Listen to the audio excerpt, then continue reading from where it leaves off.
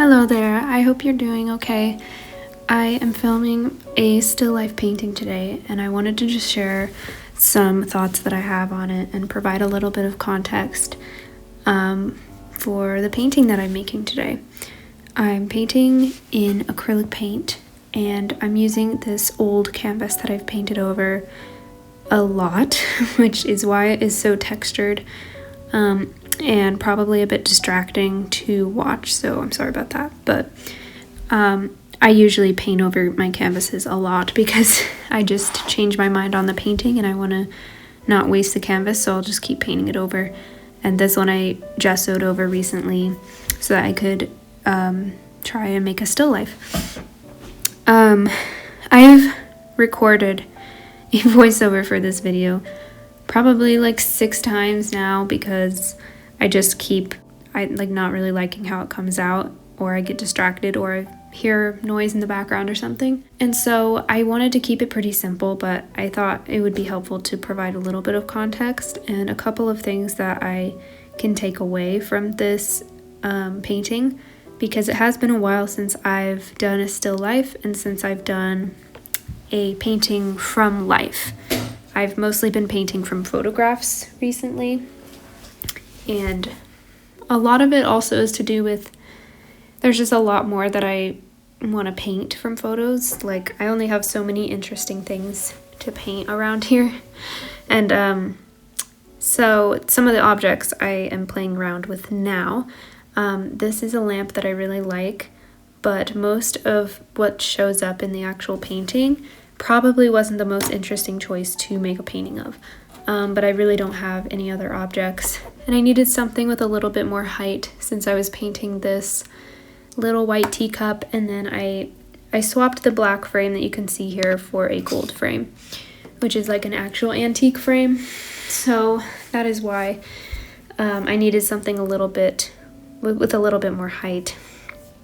I used fabric that I have from my sewing box of fabric that I've collected to kind of use as a backdrop, and so I wouldn't get distracted by the wall and everything. And I used some of my own lace as well to kind of sit underneath the teacup. And I was just kind of going for like lots of blue and something kind of cute and vintage feeling. Something that I find difficult with still lifes in particular is making compositions that feel natural, like they're not staged, but interesting. So I tried to create something that felt like it was just in the nook of somebody's room. And you could see that I also put another strip of lace over top that kind of kisses the top edge of the frame. But I ended up painting that out because it was just looking really busy, and I didn't like how the fringe looked anymore. Here I'm using a viewfinder so that I can get kind of a clearer idea of like different compositions and how they're gonna look. And I spent probably 5 minutes trying to figure out if I wanted to do a horizontal or vertical composition. I did decide to do a vertical just because I don't know, I thought the teacup, it would, kind of frame that out nicely. So that's what I went for. And I started painting this, I think, in the afternoon. So I had pretty good light, but it definitely changed throughout the day. And that is something that is probably the most difficult thing with painting from life, is how the light changes and how you can change. So you can move around or sit up a little bit and change your posture, and then suddenly things look a little bit different. Like the ellipses of like a teacup that can also look different if you're like sitting up or changing your angle slightly. So those were some of the things that I found challenging about this painting, and kind of forgot about, of like, oh, I can't move and the light is changing, which is why I'm getting a little bit confused. So another thing that's a little bit difficult is I'm using a frame. It's a square frame, but it has like a circle opening, and for some reason it feels hard to like get it right and make it look correct, like it's at the right angle. I'm fairly happy with how it looks now, but yeah, I had to repaint it once, and I just had to kind of fix the angle. It just didn't look right to me. I played around with a couple of different objects, but I didn't paint the other objects on the desk. I had like a brass candlestick and some other lace, but I just kept it to these 3 objects. But yeah, and another thing that I was aiming for painting this was trying to get loose brush strokes and kind of like an impressionist style painting, but also maintaining accuracy. So that's something that's kind of difficult for me, because when I'm trying to get something proportionally correct, I tend to be more tight with my painting and not as loose. And that's why I like the style of like painting something messy and then kind of using the background colors to like make a hard edge or something like that.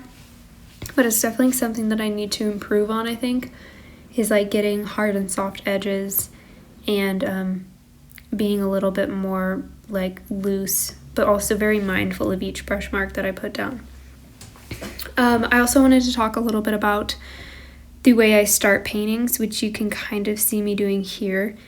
I always start with a sketch, and I do that usually with pencil, and then I'll take like a color, like usually I use brown or any color really that's kind of like medium tone once I mix it with water, and I'll do like a wash over top the canvas. And this kind of blurs my drawing out. Like I don't know if you can see that it's still barely showing through, but it does get kind of muddy. And then I like to draw it out with paint a second time. To me, it kind of gives me like 2 chances to get the drawing right. And I usually am a little bit more free. And for some reason, the drawing I do with paint, I feel like just comes out a little bit better. And that's just how I've always liked to do it, is like do a sketch first and then kind of paint over it. But sometimes I will just kind of do a wash and then paint it or sketch it all out with paint. But I, for some reason, feel like I have more success if I draw it out first and then do the paint sketch over top. I don't know, I feel like the mistakes that I've made in the sketch, I then can correct a little bit and I can see them more clearly when I go in with paint. So yeah, I tried to leave this pretty much close to real time. It's not completely real time. A lot of this is sped up to like 2 times. And I cut out a decent amount of me pausing, because obviously there's a lot of pauses of me looking at the painting, looking at the still life, or mixing colors, washing my brush, stuff like that. But I also don't want it to be, you know, completely unnatural feeling. And personally, the videos that I like to watch usually are more real time and like long videos because a lot of the time I don't really like to just sit and watch videos. I tend to like to do something with like a background noise. That's kind of always what I've done. So personally, I kind of like a longer video, either with talking or just, you know, kind of a company video, but that's kind of my thought process. I don't want it to feel unnatural, so I sped some of it up so that it's just not so long, like as long as it actually took me, but I sped some parts up just so that it was a little bit quicker. So like right now we're at, I think, 2 times or something like that. But it definitely took me a while to block in this painting. I feel like usually I'm pretty quick with doing that. I get the painting down very quickly and then I work at it and like edit it kind of. But for some reason this just took me a lot longer than normal. And I was trying to get the colors right because I feel like when you're in person it's just like a lot harder to identify the different colors. And this blue cloth in the background was turning out very green the way I was painting it. I think I also could have chosen different colors for my palette to like get this a little bit closer, but anyways, I just had to play with it a little bit. But it was definitely a learning painting. I don't feel like it was really like a breakthrough painting. Like I don't feel like I mastered the way I paint or anything like that. But it was just more of like a good practice one. Like I don't think it turned out necessarily bad, but it's not like a groundbreaking painting for me. But it was definitely good to do and to set up a still life. But next time that I do this, I'm definitely going to be a little bit more mindful of my planning stage. That's a stage I often overlook when I'm going to do a painting because I just am really excited to paint and I don't really want to sit and like plan or sketch. But I do think for a still life it would have been I think it would have made my painting turn out a lot better if I did a couple of sketches and really identified where the light was when I started, and then also just did the sketches so that I could figure out the composition that I wanted to use. But there's always next time, and I just always overlook it, and I'll say like, it'll be fine, like it'll be fine. But I would like to get better at that, at like doing thumbnail sketches and figuring out the light source before I begin. But there's also just something so nice about jumping into a paint, sketching it with paint, and just like correcting things with paint.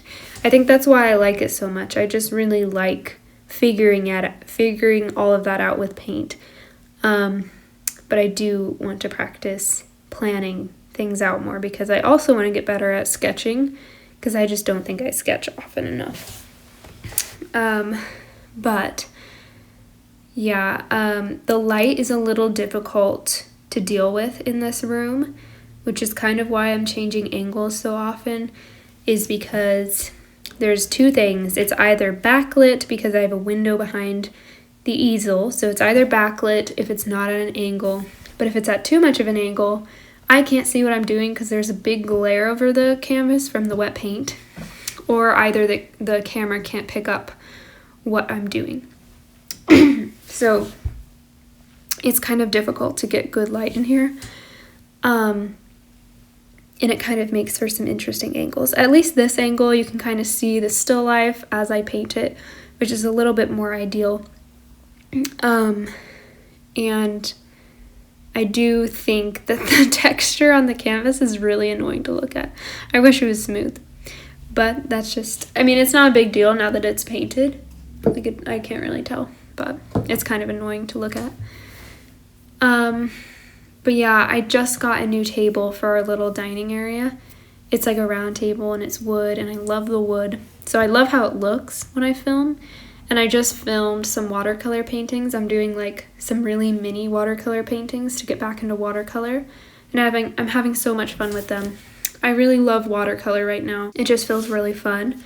And I've been doing like little, I don't know, like little pastries, little cakes, drinks and teacups and just like fun stuff in watercolor. So it hasn't been like landscapes or like, you know, loose realistic stuff.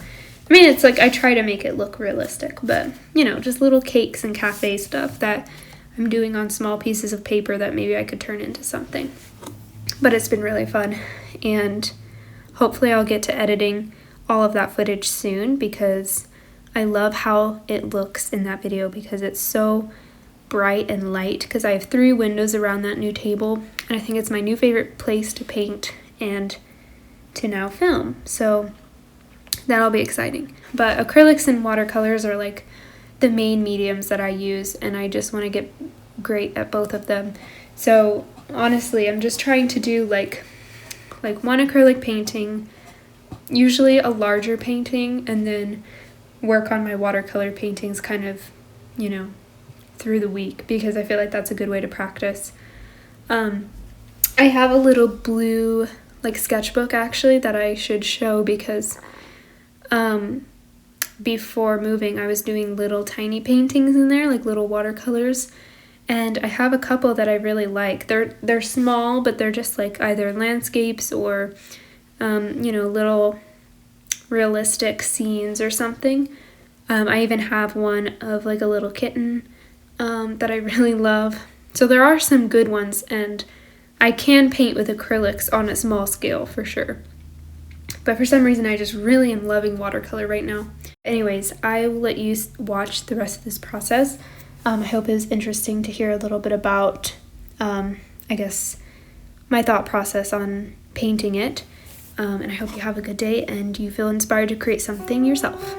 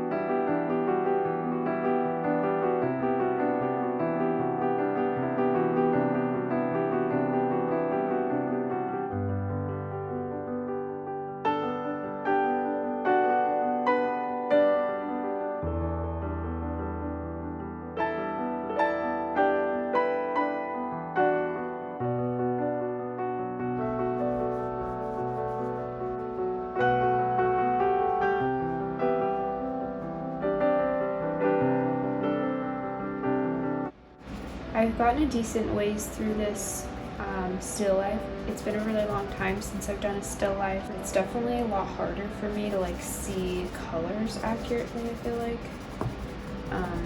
like comparing the colors that I have to the colors that I need. I don't think it's going terribly though. I'm just gonna keep trying to get the proportions correct, like on this teacup and this picture. I was having trouble like with the angles, so I might just have to fix those things, and then